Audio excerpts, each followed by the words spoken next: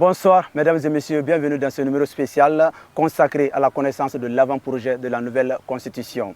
Nous sommes à Zérekoré en région forestière pour parler du caractère inclusif de la nouvelle loi fondamentale de la République de Guinée. Dans ce numéro, nous allons vous montrer comment l'avant-projet de la nouvelle constitution garantit-elle les droits et l'égalité de chance à tous les citoyens, comment cette nouvelle constitution mettra fin à toute forme de discrimination dans notre pays.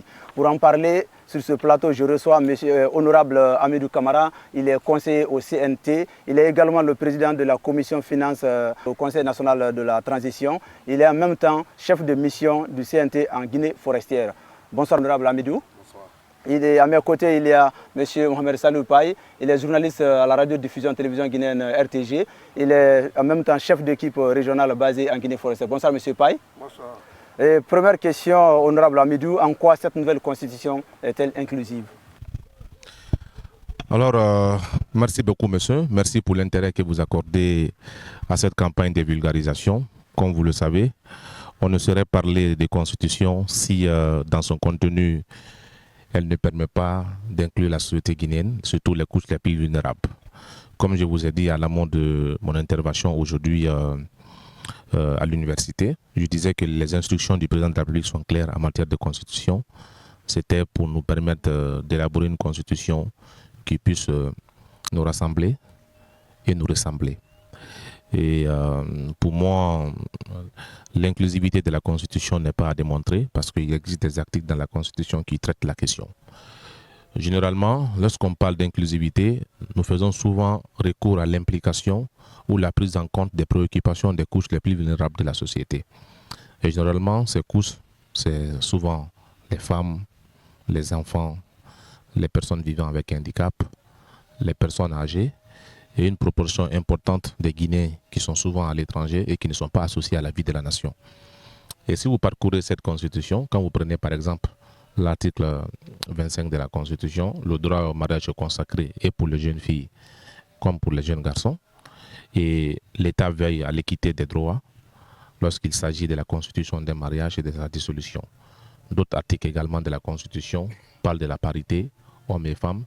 Et cette question de parité fait partie désormais des principes fondamentaux de la République. Et si vous parcourez l'article 26, il est prévu désormais que l'État puisse garantir le bien-être des enfants en luttant contre l'exploitation abusive des enfants, leur maltraitance et à lutter contre la délinquance. Donc cela est prévu dans la Constitution. Si vous parcourez également la Constitution, l'article 27 de la Constitution fait recours aux personnes vivant avec handicap. Parce qu'on a constaté que les infrastructures n'étaient pas adaptées à leur état. Quand vous parcourez dans la sous-région, souvent vous partez dans la sous-région, vous réalisez qu'il y a certains pays, quand vous partez au parking, il y a des espaces qui sont aménagés où vous ne pouvez pas garer même vos véhicules. Il est clairement indiqué que ce sont les handicapés qui doivent y garer. Au-delà de ça, lorsqu'il s'agit de traverser aussi les routes dans d'autres pays, vous vous rendez compte qu'il y a souvent des tracés qui indiquent qu'ils sont spécialement conçus pour les personnes handicapées. Ce n'était pas le cas chez nous.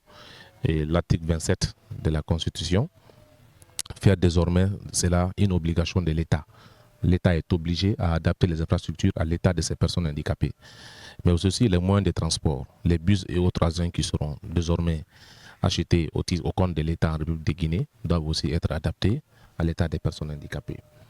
Et l'article 28 de la Constitution, vous vous rendrez compte aussi, cet article traite la question des personnes âgées. Parce que le fait de dire qu'il faut faire une constitution qui nous ressemble et qui nous rassemble, il va sans dire qu'il faut tenir compte de nos coutumes, de nos mœurs et de nos traditions. Et nous savons, vous et nous savons tous ce que les personnes âgées représentent dans notre société. Donc, l'article 28 de la Constitution garantit une vie saine pour les personnes âgées et un traitement digne de leur honneur. Et les personnes âgées qui ont servi la nation ont aussi droit à des récompenses et à des accompagnements. Et l'autre dimension, c'est l'article 29. Avant, on parlait plus de la diaspora, mais la diaspora n'était pas directement associée à la gestion de la vie de la nation. Même si le Haut Conseil des Guinéens de l'étranger a été prévu au temps du professeur Alpha Condé, on ne pouvait pas imaginer à l'époque qu'un étranger puisse être député à l'Assemblée nationale afin de défendre la cause de la Constitution. Et l'association de la diaspora à la vie de la nation est consacrée à l'article l'article 29 de la Constitution. Donc, il va sans dire que nous avons une Constitution qui est inclusive et nous pensons que dans les jours à venir, puisque nous sommes à l'intérieur du pays, pour expliquer à la population ce qui est prévu pour eux, pour elle en termes d'inclusivité, et qu'une frange importante de la population se dégagera dans les jours à venir pour dire oui à cette Constitution. Honorable, vous venez de parler du caractère inclusif de l'avant-projet de cette nouvelle Constitution. Quelle est sa particularité? En quoi est-elle distincte des autres? Bon, la particularité de cette Constitution, c'est d'abord la démarche. La démarche qui a prévalu à son élaboration. Il y a quelques jours, j'ai suivi un journaliste qui disait à la télé, qui disait, bon, pour la première fois, un organe législatif présente à la population un avant-projet, au lieu de présenter un projet. Donc pour ce journaliste, c'est juste des questions pécuniaires et mercantiles. Pour lui, on est venu à l'intérieur du pays juste pour avoir des primes et nous en servir. Et pourtant, c'est tout à fait le contraire. Parce que pour nous, c'est une première fois, en tout cas à notre connaissance, ici en Guinée, qu'il y ait une telle démarche inclusive en termes d'élaboration de la Constitution. Parce que quand on parle du caractère inclusif de la Constitution, ça va dans les deux sens. Ça va non seulement dans le sens où le contenu est inclusif, mais aussi la démarche. Et si vous avez suivi, pour élaborer cette Constitution, le Conseil national de la transition s'est inspiré de 6 rapports différents. D'abord, dès sa mise en place sur instruction du président de la République, le président de notre institution a bien voulu que les conseillers nationaux partent à l'intérieur du pays pour consulter la population sur ses aspirations pour la Guinée de demain. Un rapport a été rédigé à cet effet à l'issue de cette mission de concertation sur toute l'étendue du territoire national. Et dès après, le président de notre institution a bien voulu organiser ce qu'on appelait le symposium constitutionnel. Cette activité avait pour objet de s'inspirer des constitutions antérieures et de pouvoir dénicher leurs limites pour ne pas répéter les erreurs du passé. Il y a aussi une autre constitution, une autre activité qui a été organisée, qu'on a appelé le débat d'orientation constitutionnelle. C'est une manière d'associer les acteurs de la vie sociopolitique, c'est-à-dire les partis politiques, les fêtières des organisations de la société civile, les handicapés, les femmes, les jeunes, si vous avez suivi à l'hémicycle. Tous les acteurs de la vie sociopolitique ont été mis en contribution pour recueillir leur point de vue sur ce que doit être la constitution future. Le président aussi de notre institution a bien voulu organiser ce qu'on appelle le forum interreligieux, parce que pour faire une constitution qui tient compte de nos mœurs et coutumes, il faut quand même associer ceux qui sont les détenteurs en la matière, de les crières publiques, les imams, les prêtres, ainsi de suite. Ce qui fait le 4e rapport qui nous a inspiré. Le 5e, le président a bien voulu s'inspirer des bonnes pratiques de la sous-région.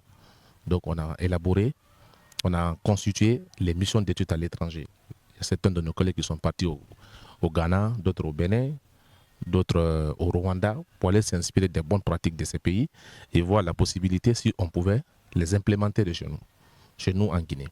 Et le 6e rapport, sur recommandation, sur instruction du président de la République, le Premier ministre d'alors, le Premier ministre Goumou, avait initié un rapport, un dialogue interguinéen. C'était une façon de permettre à tous les fils de la nation de s'asseoir pour discuter de paix et de vivre ensemble. Ce rapport a été élaboré et le CNT a été mis en copie. Donc on s'est inspiré de ces 6 rapports pour faire la Constitution. Sa particularité, on peut se contenter pour dire que non, on a consulté la population, il y a eu le débat d'orientation constitutionnelle et autres, donc on va directement au projet et soumettre au référendum. Mais malgré cela, malgré ce caractère inclusif de la Constitution, de la démarche, on a tenu à venir présenter à la population d'abord l'avant-projet pour dire oui, on vous a écouté, nous pensons que c'est ça que vous avez dit, donc on soumet à votre appréciation. Et aujourd'hui, si vous avez suivi nos activités, vous vous rendez compte qu'aucune œuvre humaine n'est parfaite. Donc, les personnes consultées aujourd'hui, dans le cadre de cette campagne de vulgarisation, vous réalisez que ces personnes-là sont en train de faire des contributions très importantes et pertinentes dont nous allons intégrer dans la dernière version de la Constitution. Donc, sa première particularité, c'est la démarche qui a prévalu à sa rédaction. Les autres particularités, c'est par rapport aux innovations qu'elle contient. L'une des premières innovations, d'abord, c'est la constitutionnalisation désormais du débat télévisé entre les candidats. On savait que les leaders politiques, avant, l'essentiel des leaders politiques, même s'il y a certains qui font exception, leur projet de société, c'était pour dire je suis natif de telle localité, je suis natif de telle région. Donc cela faisait qu'on ne parlait que d'ethnie. L'identité ethnique. Maintenant, aujourd'hui, que vous soyez forestier, imam, peul, konyanké ou quoi, pour accéder à la magistrature suprême, vous êtes obligé de tenir un débat télévisé avec vos collègues candidats. Afin de convaincre voilà, la population. Tout à fait, l'électorat. Et cela a le mérite non seulement de mettre terme à l'ethnie, mais aussi ça permettra de faire quoi? De faire la promotion de l'élite et de l'excellence. Parce que d'autres diront, mais vous faites le débat, une frange importante de la population est analphabète, cette frange ne suivra pas vos débats. Mais sauf que c'est qu'on oublie, la frange importante qui est analphabète là, souvent demande l'avis de celle qui est lettrée pour pouvoir décider. Et il va sans dire que s'il y a des débats télévisés, au moins une couche importante de la population, en tout cas ceux qui ont été à l'école, sauront au moins dire oui, bien sûr que je suis de la même région que tel candidat, je suis de même ethnie que l'intéressé, mais en âme et conscience, c'est tel monsieur qui a un projet viable pour la Guinée. C'est l'une des innovations. L'autre innovation, c'est la question des étudiants boursiers. Vous savez, nous sommes un pays minier. Dans les jours à venir, ce que représente la crème de la jeunesse, c'est à partir de nos ressources humaines que nous pourrons profiter de nos ressources minières. Mais malheureusement, la plupart des institutions d'enseignement supérieur forment pour 3 ans, 4 ans. Ça fait que l'essentiel des étudiants n'ont pas les moyens pour pouvoir poursuivre les études post-universitaires. Donc, le master et le doctorat souvent deviennent plus chers, c'est 25 millions. Et ça fait quoi? Ceux qui sont populaires ou NABAB ont plus de chances d'envoyer leurs enfants à l'étranger pour aller étudier et pour financer le master et le doctorat pour eux en Guinée. La Constitution, là, désormais, fait une obligation pour l'État pour que tous les étudiants diplômés qui vont en tête une certaine moyenne requise à la matière pourront avoir droit au master gratuit et au doctorat aussi gratuit, à la formation gratuite. Et parlant de l'éducation, on parle aussi de l'éducation gratuite pour tous les enfants de 0 à 16 ans.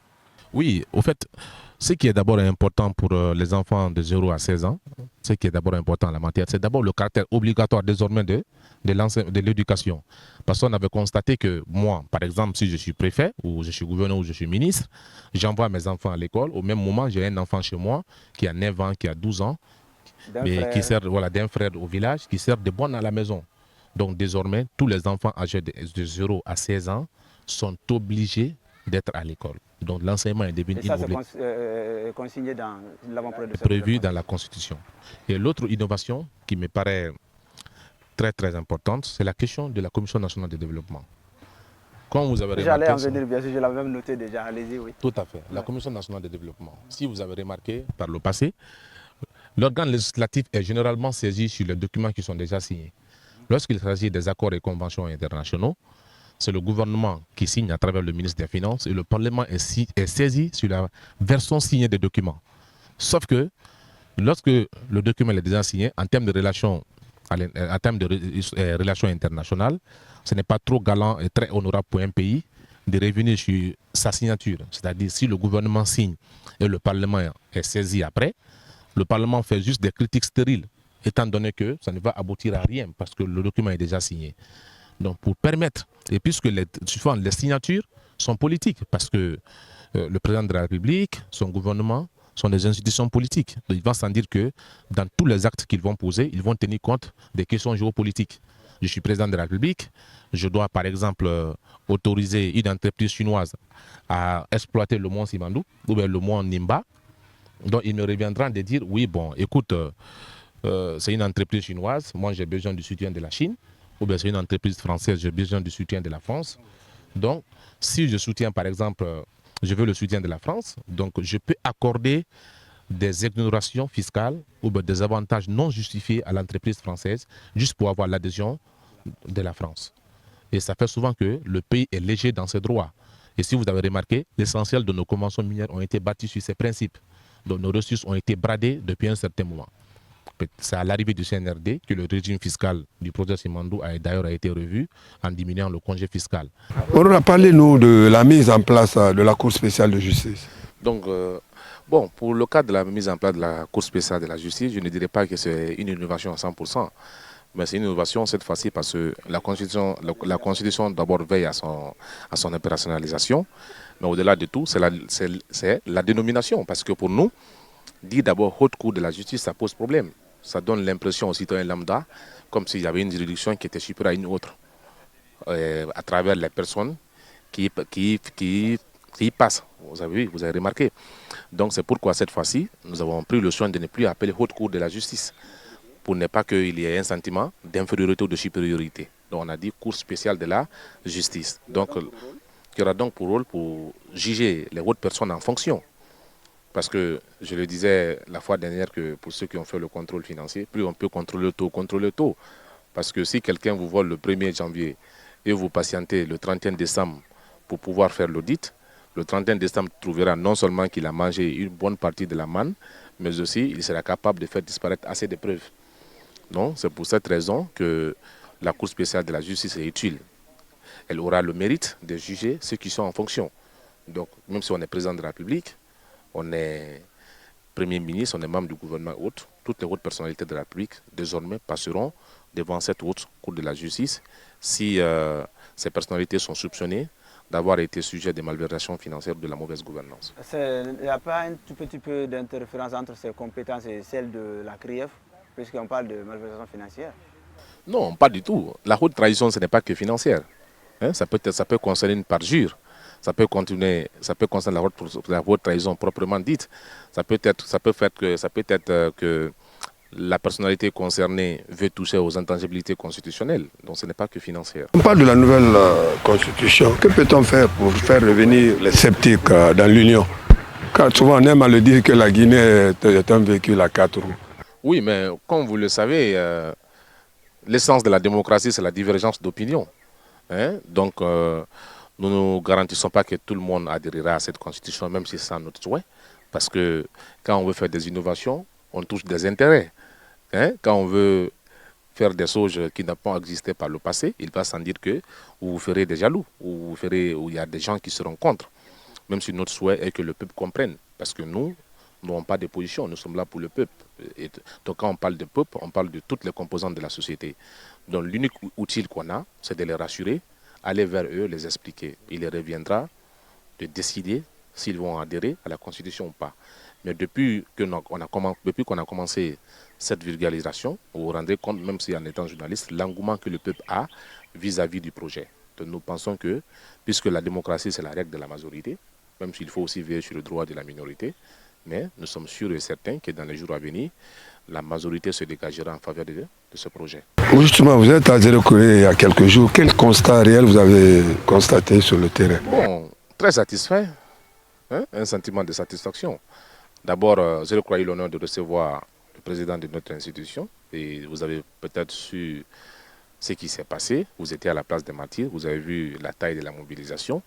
Mais depuis que nous avons commencé les assemblées thématiques, l'autre fois on a commencé par la réunion de cadrage, on a fait un point de presse, on a fait la première assemblée thématique avec les fonctionnaires de l'administration publique.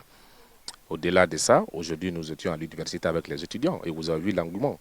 Donc le constat que nous avons ici, c'est que nous sommes très satisfaits et nous pensons que la population commence à comprendre. Et désormais, la population ne sera plus prête à être amadouée pour quoi que ce soit. Ok, comme pour la population ne sera plus prête pour être amadouée pour quoi que ce soit, puisque ça c'est un constat que nous avons fait depuis le passage du docteur Dansa avec nous dans différentes préfectures de Lola et Zéro-Corée notamment. On a vu la population s'enthousiasmer quand on a appris qu'il y a désormais un article de la nouvelle loi fondamentale qui consacre désormais le droit à la pétition. Parlez-nous un tout petit peu de ce passage. Bon, vous savez, nous étions dans un régime, même si nous sommes encore, mais nous sommes dans un régime fort présidentiel. Ça veut dire que c'est le président de la République qui décide de tout. Donc cette fois-ci, on a eu à encadrer certaines choses.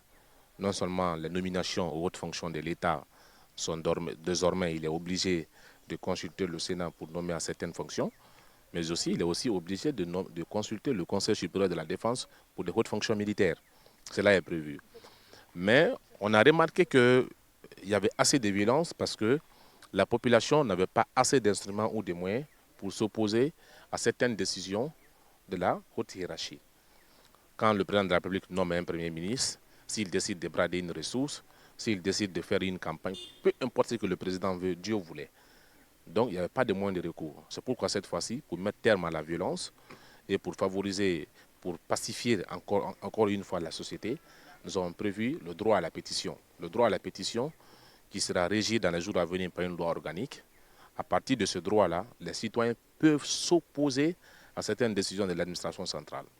Supposons par exemple que l'Assemblée nationale, le gouvernement autorise l'homosexualité et que le peuple n'est pas d'accord. Avant, il n'y avait pas de moyen de recours, sauf sortir sur la route pour brûler les pneus. Donc, pour mettre terme à ça, on a prévu le droit à la pétition. Il y a un nombre de signatures qui sera requis. Dès que ce nombre est atteint, automatiquement, l'administration publique est obligée de revenir sur sa décision. Donc cela a le mérite non seulement d'associer le peuple à la gestion de la chose publique, mais aussi ça permettra dans le jour à venir à mettre terme à la violence. Okay. À vous entendre parler, on peut donc espérer que désormais la loi sera respectée en Guinée, une fois la nouvelle constitution adoptée? C'est ça notre souhait. C'est ça notre souhait. Nous pensons qu'on a beaucoup plus besoin du leadership d'exemplarité. Il y a eu assez d'exemples en Guinée ces derniers temps. C'est-à-dire le citoyen lambda, généralement, sait ce que je dois faire et ce que je ne dois pas faire, à travers le leadership d'exemplarité qui a été entrepris depuis quelques années. Donc nous pensons que dans les jours à venir, et vous et nous, les citoyens, seront tous le garant du respect de cette constitution. Parce qu'avant, comme je vous ai dit aujourd'hui dans la salle, avant, il n'y avait pas une interdiction faite aux citoyens d'inviter à la parjure. Mais dans cette constitution, désormais, que vous soyez chef de quartier, ministre ou citoyen ordinaire, dès que vous faites appel à la parjure, vous pouvez être poursuivi. Donc il y a ces dispositions qui sont prévues dans la Constitution pour ne pas que ceux qui sont cupides, ceux qui sont très cupides et ceux qui ne pensent qu'à leurs besoins et leurs intérêts personnels soient tentés à l'avenir à pousser nos dirigeants à aller vers la parjure en tentant de modifier les intangibilités constitutionnelles. Parlant toujours de l'inclusion dans l'avant-projet de cette nouvelle constitution, il y a aussi le côté sanitaire. On parle de la couverture sanitaire universelle, une couverture gratuite pour toutes les couches, si la possibilité. La couverture sanitaire universelle, vous savez, la question de santé est une question vitale. Donc pour nous, assurer une couverture santé universelle pour la population est l'une des responsabilités premières du gouvernement. Il revient au gouvernement d'assurer ça pour la population. On a nos parents qui souffrent de la diabète, d'autres souffrent de la fièvre typhoïde, d'autres souffrent de la tension, mais qui n'ont pas malheureusement de moyens. Donc, il revient à l'État, le CNT a pensé que l'État doit veiller pour qu'il y ait la couverture de la santé universelle, afin qu'une frange importante de la population puisse être traitée. Mais cette disposition ne fait pas recours aux questions pécuniaires. Mais il y a aussi l'obligation qui est faite à l'État à travers cette disposition à veiller pour que toute l'étendue du territoire national soit dotée de centres de santé dignes de nom. Parce que même si vous avez une carte d'assurance santé, si vous êtes à 100 km de l'hôpital, et une femme enceinte qui doit accoucher, ça va poser des problèmes. C'est pour ça, dans les jours à venir, à travers le budget de l'État, les dispositions seront prises pour que cette disposition soit une réalité. Comme je le dis, vous le savez, comme moi, nous sommes dans un pays du tiers-monde où tout est important et urgent. Donc, nous aurons petit à petit pour pouvoir atteindre ces objectifs. Peut-être l'un dernier point, c'est aussi le bicaméralisme de l'Assemblée, puisque certes, nous sommes en train de parler de la nouvelle loi qu'on appelle de la nouvelle constitution, mais cette constitution n'est garantie que lorsqu'il y a une certaine barrière. On parle de la non-révision possible jusqu'à 30 ans. Oui, ça c'est la période migratoire. Vous savez, la période de 30 ans, cette période n'est pas fortuite parce qu'on s'est dit que puisque la durée du mandat proposé dans la constitution est de 5 ans, on s'est dit que pour vraiment rentrer dans la vraie alternance, il faut qu'il y ait la possibilité que 3 présidents puissent se succéder. Donc désormais, si on a la possibilité que 3 présidents veillent au respect de l'alternance démocratique et que ces 3 présidents soient capables de se succéder, dans ce cas on parle là normalement de l'alternance politique. Donc les 30 ans représentent 6 mandats. Donc si vous prenez par exemple, on ne le dit pas parce qu'un président peut faire un seul mandat, bon, si on suppose que les présidents auront par exemple 2 mandats, ça nous fera au moins 3 présidents. Donc si ces 3 présidents veillent au respect de la Constitution, je pense bien que nous aurons une culture politique en termes d'alternance très développée et en termes de respect des principes constitutionnels. Pour revenir à votre question sur le bicaméralisme, vous savez que de l'indépendance maintenant, nous avons une seule chambre. Sauf que le CNT est un parlement en miniature. Quand je dis parlement en miniature, étant donné qu'on n'a pas de groupe parlementaire très politique, on n'a pas de chef de file de l'opposition et tout. Voilà, mais ce qu'on a dû remarquer ces derniers temps, on a remarqué que le parlement est quasi politique. C'est pour dire que quand les questions d'intérêt national sont souvent posées, il arrive que le parlementaire chiffre seulement que la ligne éditoriale de son parti. Lorsque le président du parti Y dit votez tous contre, tout le monde votera contre. Et pourtant, nous voulons encadrer dans l'avenir certaines prérogatives du président de la République. Parce que désormais, le président de la République doit normalement consulter, et obligatoirement d'ailleurs consulter le Sénat pour la nomination à certaines hautes fonctions de l'administration publique. Donc le Parlement qui est quasi-politique, c'est-à-dire l'Assemblée nationale, je parle de l'Assemblée nationale parce que quand on parle des parlements, on parle des deux chambres, puisque l'Assemblée nationale est quasi-politique, si on lit l'avis consultatif du président à l'Assemblée nationale, généralement, ça peut ne pas être objectif. Donc on a pensé qu'il faut mettre en place le Sénat, une deuxième chambre, qui pourra statuer sur ce genre de questions, parce que cette chambre-là sera constituée des élus locaux, et un tiers sera nommé par le président de la République. Au-delà de ça, donc, par exemple, pour être député, il faut avoir 21 ans. Pour être sénateur, il faut avoir au minimum 40 ans. Donc, tout à fait. Donc ce sont vraiment les hommes matures, pour nous, les militaires à la retraite, les anciens ambassadeurs, les anciens premiers ministres, les patriarches, les coordinations et tout qui seront représentés, qui vont statuer au Sénat pour discuter de la vie de la nation. Mesdames et messieurs, il ne reste plus qu'à vous dire merci. Et nous étions avec l'honorable Amirou Kamara. Il est le président de la commission finance au Conseil national de la transition. Il est le chef de mission du CNT en Guinée forestière. À mes côtés sur ce plateau pour conduire cette émission, il y avait M. Mohamed Salou Paye. Il est journaliste à la radio-diffusion télévision guinéenne. Également, il est le chef d'équipe régionale basé en Guinée forestière. Donc merci, nous étions là. Nous avons développé dans ce numéro le côté inclusif de la nouvelle loi fondamentale qui est en phase de l'avant-projet, qui est en train d'être vulgarisé actuellement auprès des populations afin que chacun puisse apporter sa contribution avant l'adoption par voie référendaire. Merci à vous. Honneur, merci. Ouais.